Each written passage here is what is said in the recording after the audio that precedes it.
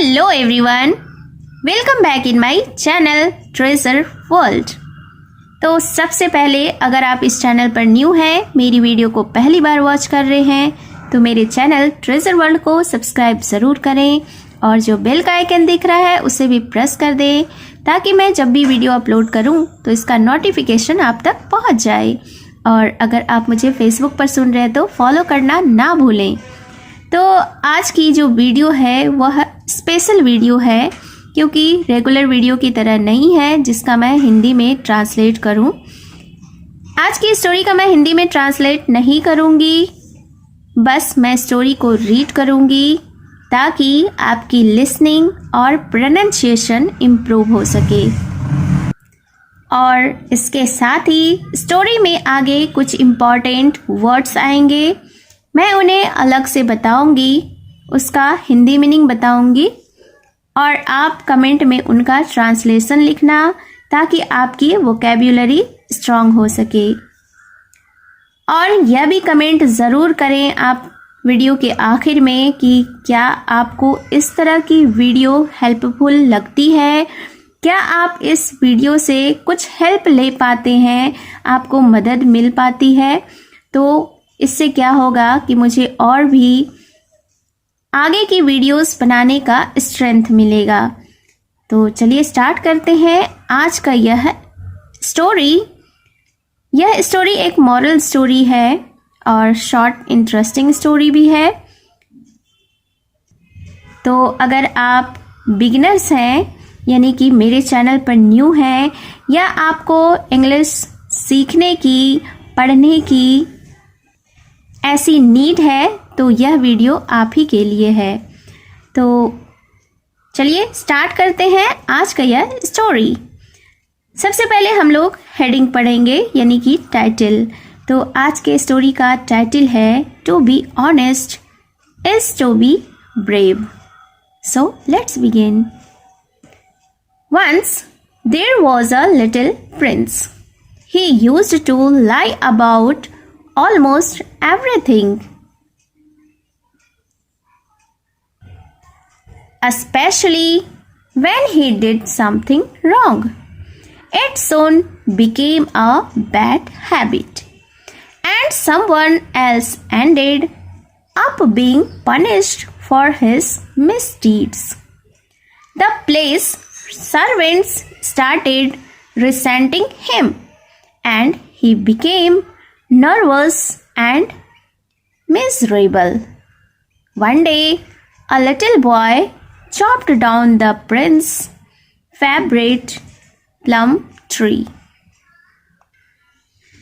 The prince saw that his father, the king, did not even scold the boy. The prince was angry with his father. However, the king said, "Son, it is easier to lie than to speak the truth. This boy is brave, so I forgive him. Next time, if he repeats it, he will be punished." The prince understood that it was better to speak the truth, and he tried not to do anything wrong deliberately. He stopped lying.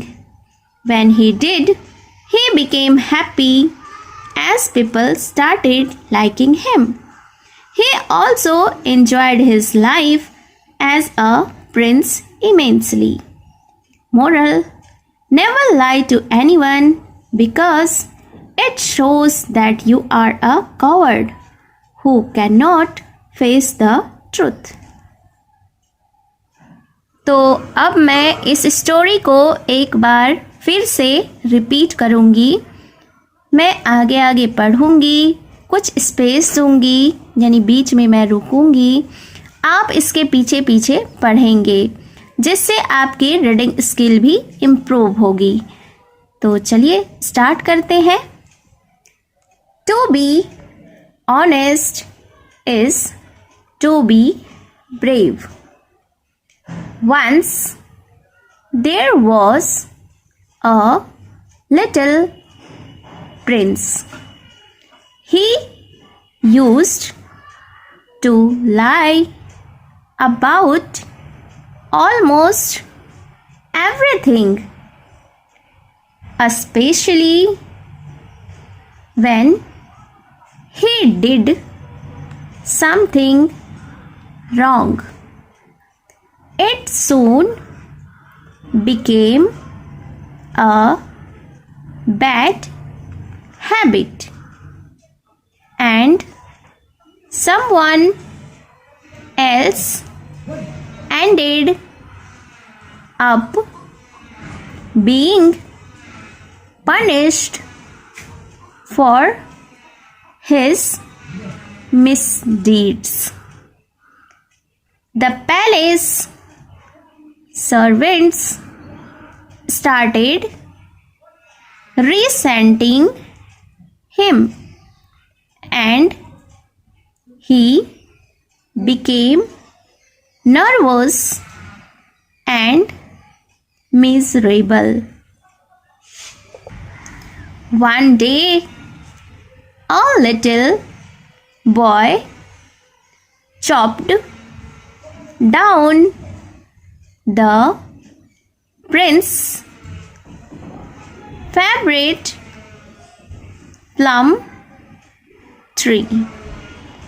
The prince saw that his father, the king, did not even scold the boy. The prince was angry with his father. However, the king said, "Son, it is easier to lie than to speak the truth. This boy is brave, so I forgive him. Next time, if he repeats it, he will be punished." The prince understood that it was better to speak the truth, and he tried not to do anything wrong. Deliberately, he stopped lying. When he did, he became happy as people started liking him. He also enjoyed his life as a prince immensely. Moral: never lie to anyone, because it shows that you are a coward who can't face the truth. अच्छा, मैं यहाँ पे एक mistake अपना बताती हूँ कि मैं यहाँ पे इस वर्ड को प्रिंस पढ़ ली थी, जबकि ये प्रिंसेस है. ठीक है, तो आप इसे सुधार कर पढ़ेंगे प्रिंसेस, यानी कि राजकुमार का.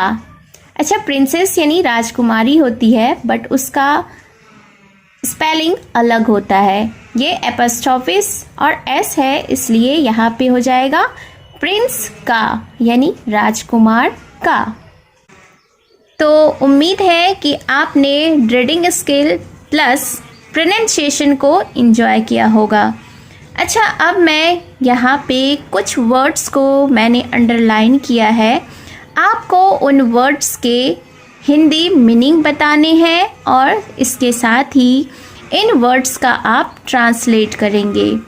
तो मैं कौन कौन सा वर्ड है मैं वो बता देती हूँ और मैं इसका हिंदी मीनिंग अभी बता देती हूँ। आप उसे अपनी कॉपी में नोट डाउन कर सकते हैं और अपने वर्ड्स स्टॉक को, वर्ड्स पावर को इम्प्रूव कर सकते हैं, बढ़ा सकते हैं, क्योंकि ये सब जो वर्ड्स है वो डेली यूजेस के लिए बहुत ही इम्पॉर्टेंट है, जिसे हम लोग आम तौर पर बोलचाल के लिए यूज़ करते हैं।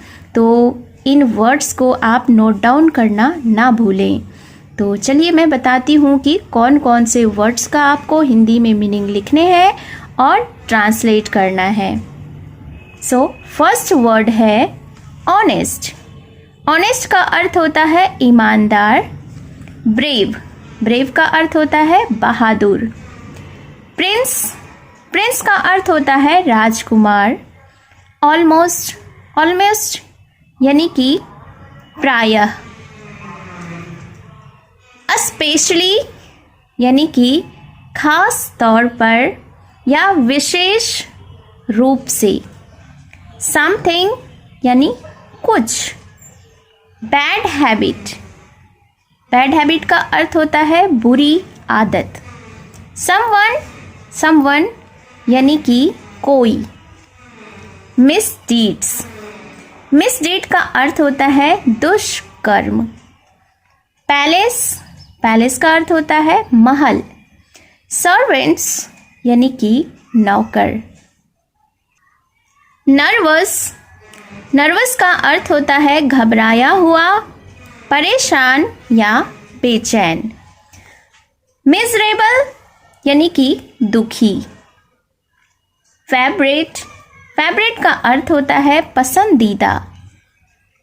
स्कॉल्ड, स्कॉल्ड यानी डांटना। एंग्री, एंग्री का अर्थ होता है गुस्सा या क्रोध।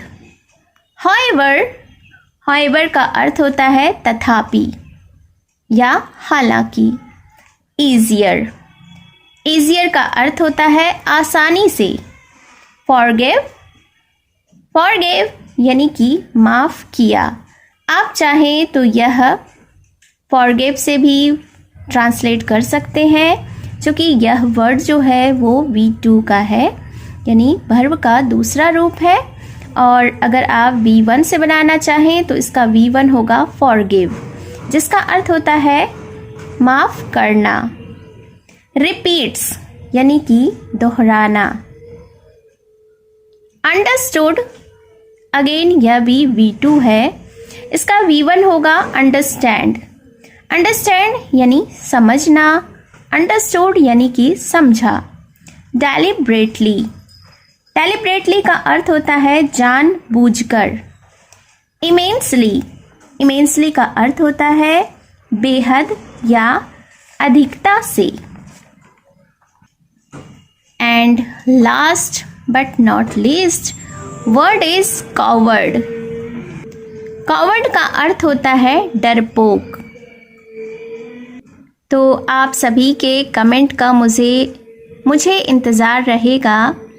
आप चाहें तो इन वर्ड्स को कॉपी में नोट डाउन करके वहाँ पे भी इसका हिंदी मीनिंग लिखकर उसके आगे आप ट्रांसलेट कर सकते हैं और अपने कॉपी का स्क्रीनशॉट मेरे कमेंट में शेयर कर सकते हैं।